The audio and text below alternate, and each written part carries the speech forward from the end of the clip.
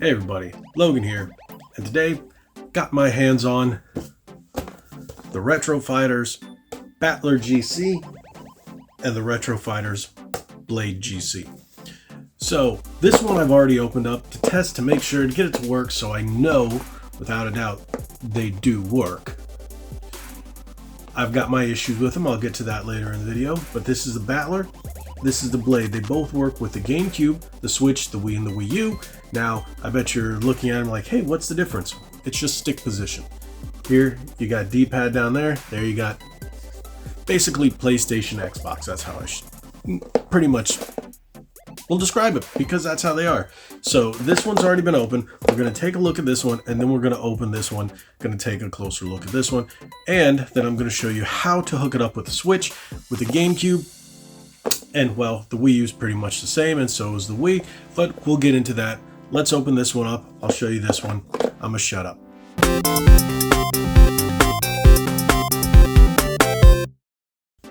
Okay, so here's my BattlerGC mess. Here's the actual controller. It comes with the instructions, which, just like the one for the PlayStation, are stupidly vague. So let's touch on that first. Here it says Switch setup. We're gonna basically test it out with a Switch in this video. You're supposed to turn on wired pro communication, cool, and then just hit the button on the top. No, that isn't the case. It doesn't tell you that. It just says Switch, how to pair.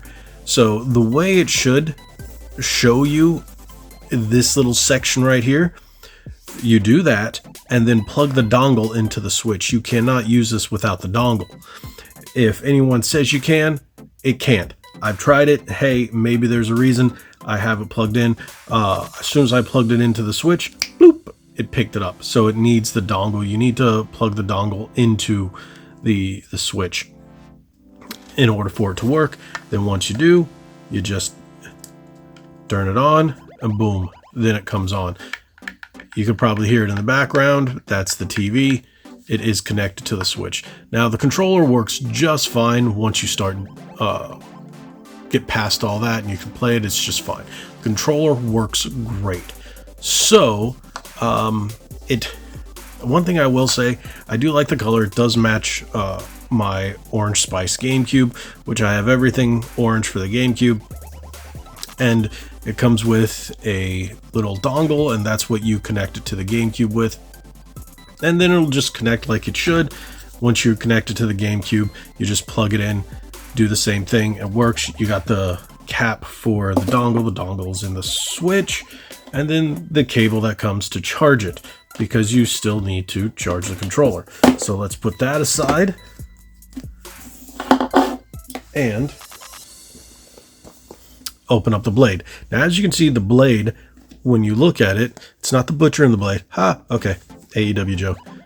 It's stick positions. Now, this D-pad looks a little small. That's going to be a larger D-pad, specifically for players who like the larger D-pad. So, according to Retro Fighters' website, it's for people who like Game Boy games, which is weird, because I was like, wouldn't you go more like Super Nintendo? But I was thinking they might be talking about the Game Boy player. So, come on.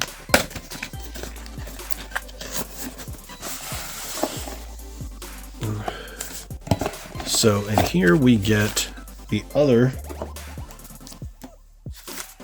instructions, another cable.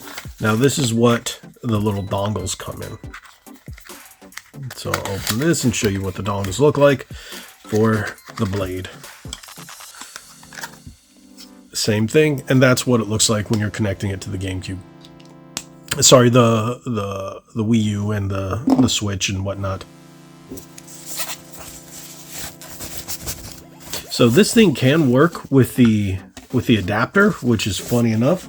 The GameCube adapter for the Wii and the Wii U. You can plug that in. Supposedly you can use this, but like I said, the instructions are so vague. It's ridiculous. So I do not have a Wii U available at the moment in order to connect it. But no, you can just connect it to the GameCube or any of the GameCube accessories for the Wii or the Wii U using this, plug it in, and you're good to go. It runs pretty easily. So as you can see, the difference with these controllers, I decided to get the orange and the indigo, even though they also have a black one. That D-pad is much larger. That's actually a pretty nice D-pad. Weird design. Comfortable though. The sticks feel exactly like this one. They got the hexagonal gate to mimic the GameCube. The buttons do feel third party. They do. They're not bad, but clearly they feel third party. The controllers feel identical. They're very good controllers. If you've used any of the Retro Fighter stuff, they're all good quality controllers. I've used them all. Yeah, they look a little odd. That design is a little off-putting. It's just like a lump of clay kind of mold, but it fits perfectly in the hand, and I think that's what they were going for. It's just extremely comfortable. It's not designed for aesthetics, it's designed for use. So it still has that GameCube feel. The sticks are a little better. My screen's going nuts.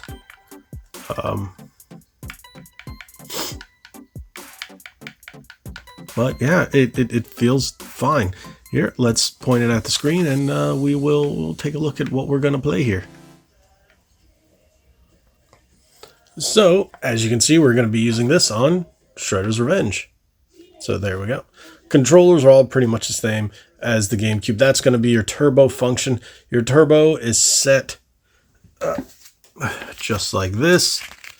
So if you guys are looking at the turbo functionality, press the button you'd like to set to activate, and then hold the T, and then bam, there you go. It's very simple to activate. To deactivate, do the same. All right, so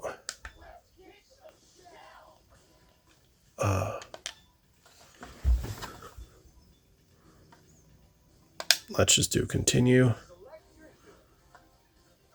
Okay, normally I would pick Raphael for everything, but we're using the orange controller, so I'll pick Mikey. And that's actually kind of annoying, but thank you, Link.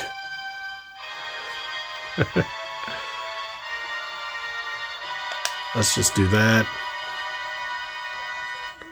That's actually a amiibo stand that goes off sporadically whenever it wants. So that's what that background noise is.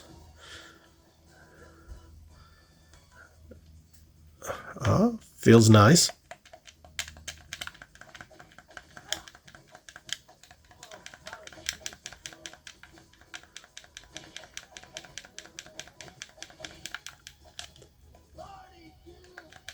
Oops. Movement is fine. Same with D-pad and everything. We'll do that so they don't get mad at us. But yeah, I think it's a fine controller. It works well. For those of you who want to play Smash, this is probably the one that you're going to get. If you can't get a Wavebird, these things are actually very inexpensive compared to buying a modern or just a official Wavebird. This is going to be your best bet if you still have a GameCube. These are $44.99 on their website. You can get them at Castlemania Games and a couple of others. Check your local game store. I got this at my local retro game store. They got it in before I could even order it. So I was like, thank you guys. Picked up this one and the Blade. I would recommend these. Yes, the design, the shape is really weird, kind of awkward. But trust me, in the hand, it's actually very comfortable. The only thing I have the issue with is it doesn't sync like a regular Switch controller, even though those instructions would lead you to believe they do. They do not. So use the dongle, plug it right in. You're good to go. Thank you guys for watching. If you have any questions, drop them in the comments below. I'll be glad to help you out. Thank you guys so much. Again, hit that subscribe button. We're trying to hit 10,000 subscribers by June. So do me a favor and hit that subscribe. Thank you guys so much. Like we always say, be legendary. Thanks again.